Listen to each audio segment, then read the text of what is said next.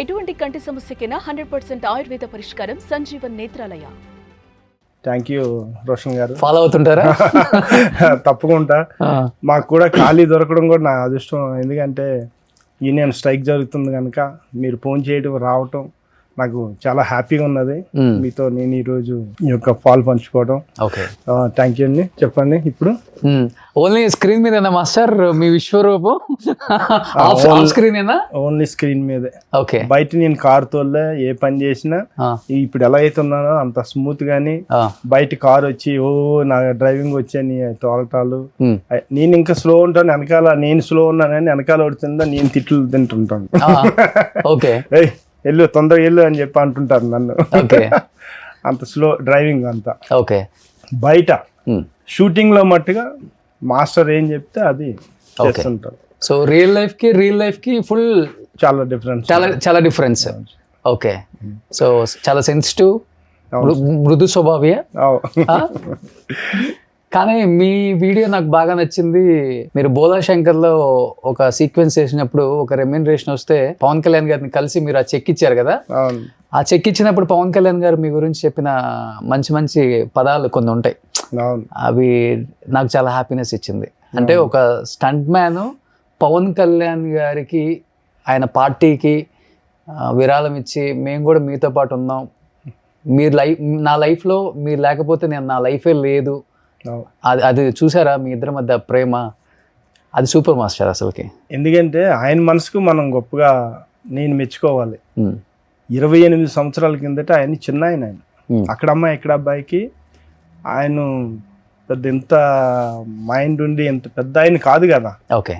అప్పుడు అంత మామూలుగా ఉండదు. అప్పుడు నేనేమనుకున్నాను, చిరంజీవి గారు తమ్ముడా అనుకుండేవాడిని పవన్ సార్ని చూసి. నేను అప్పుడు ఆయనతో ఉండేటప్పుడు ఒక ఫోటో దిగాలన్నా కూడా అన్నయ్య చిరంజీవి గారి ఫ్యాన్స్ మేము, వాళ్ళ తమ్ముడితో ఫోటో దిగుతాం అనేవారు.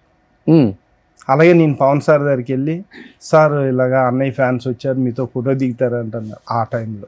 అంటే అలా ఉన్న వ్యక్తి ఒక మనిషిని ఆయన అంటే ఆ స్టేజ్ ఉండేది అప్పుడు పవన్ సార్ది, ఇప్పుడు వేరే అనుకోండి. అలా ఉండే వ్యక్తి నా కోసం ఒక మనిషికి సాయం చేయాలనే ఆలోచన అనేది చాలా గొప్ప మా వ్యక్తి అది. ఆ రోజు కానీ ఆయన నాకు రాజు మాస్టర్ గారు, మా గురువు గారు స్టంట్ మాస్టర్ రాజు మాస్టర్ గారికి ఆయన పరిచయం చేశారు. మాస్టర్ ఈయన బద్రి ఇలా స్టంట్ మ్యాన్ కార్డు ఇప్పించండి అని చెప్పి ఆ రోజు ఆయన చెప్పగలిగారు. చెప్పడంతో ఆ మాస్టరు నాకు ఆ రోజు కార్డు ఇప్పించారు. నేను పవన్ సార్కి పరిచయం అవడం కారణం సత్యానందన్ గారు. ఓకే. వైజాగ్. ఓకే. ఆయన దగ్గర కదా ఈయన కూడా ట్రైనింగ్ వచ్చింది. మాకు షూటింగ్కే కాదు దానికి యాక్టింగ్ కూడా మేము పవన్ సారు సత్యానందం గారు ముగ్గురు మేము తిరిగేటోళ్ళం. ఆయన పవన్ సార్ దగ్గర ఉండేటోడు నేను.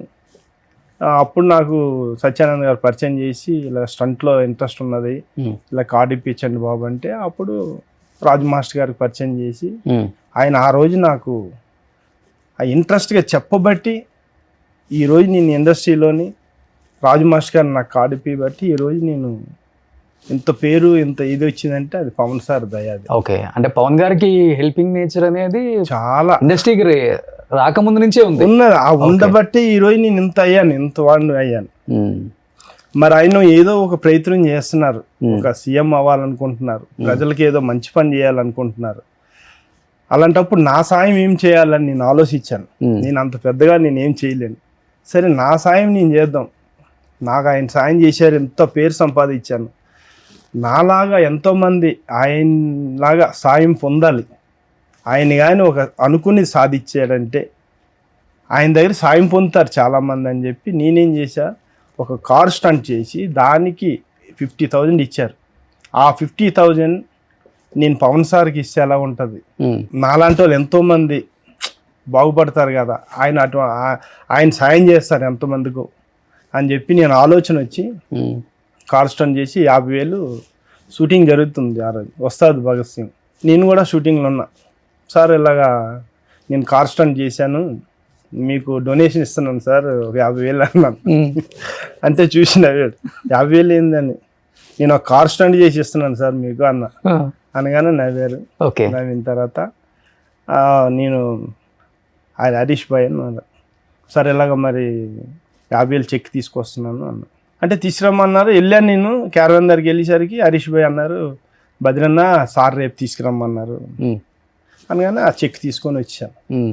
పవన్ సార్ అడిగారండి, ఏం బద్రీ అంటే లేదు రేపు రమ్మని చెప్పు. లేదు లేదు రమ్మని అని చెప్పి అంటే మళ్ళీ ఆ గన్మ్యాన్ వచ్చి సార్ పిలుస్తున్నారండి. నేను వెళ్ళి పిలిపించారు, మాట్లాడాను. బద్రి రేపు నేను తీసుకుంటా చెక్కు, మన మీడియాని పెట్టి తీసుకుంటాలే అని చెప్పి మళ్ళీ నాకు చెప్పి ఆయన పంపించారు. మరుసటి షూటింగ్ అయింది. చాలా షెడ్యూల్ టైట్.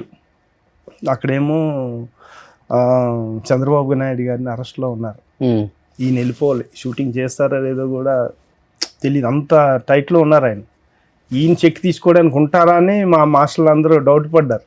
కానీ వెనకాల బ్యానర్ పెట్టి ఆ మీడియాని పెట్టి నాకు ఆ చెక్ తీసుకొని నా కోసం అంతసేపు మాట్లాడారంటే అది మామూలు విషయం కాదు. నేను అంతే 50,000 ఇచ్చాను. అదే చెప్తున్నా, అక్కడ ఆయన కోట్లు పంచారు. ఆ 50,000 ఇంపార్టెంట్ కాదు, అక్కడ మీకు ఇవ్వాలన్న ఒక మంచి మనసు ఆయనకు నచ్చింది ఫస్ట్. అది అంతే కదా. ఇప్పుడు చెప్పాలంటే పవన్ కళ్యాణ్ గారిని సినిమా ఇండస్ట్రీకి రాకముందు నుంచి మీరు చూసారు. అవును సత్యానంద్ గారి దగ్గరికి ట్రైనింగ్ వచ్చినప్పుడు. అవును ఇప్పుడు సత్యానంద్ గారు మీకు రిలేటివ్స్ కదా? అవును సార్. Okay okay. ఇప్పుడు అక్కడ పవన్ కళ్యాణ్ గారిని మీరు చూసారు అసలు? నేనేమంటున్నానంటే నా మనసు కంటే ఆయన మనసు గొప్పది. ఆయన గొప్ప మనసు కనుక ఇంత వాడిని అయ్యాను.